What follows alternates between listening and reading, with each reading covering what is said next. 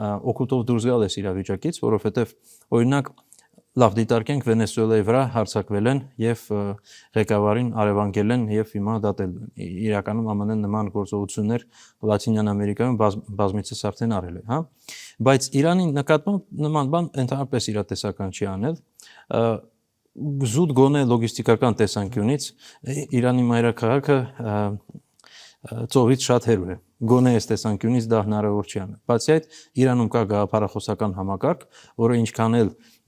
կորցել է իր լեգիտիմությունը, բայց ամբողջությամբ չի կորցրել, իսկ հեղափոխական ռեժիմները որպես կանոն շատ դիմացք ունեն նման հարվածների։ Եվ այսպիսով կարող է ստեղծվել իրավիճակը, երբ ԱՄՆ-ն հարվածում է Իրանին, բայց Իրանն էլ հակահարվածում է, օրինակ մի քանի խոշոր նավերը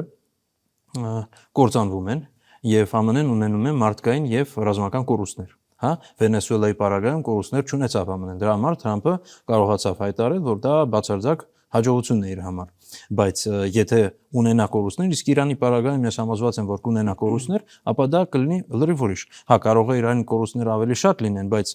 դա Թրամփին ինչ մխիթարանք, եթե ինքը դրա պատճառով օրինակ 2026 թվականի ընտրություններում պարտվի, հա։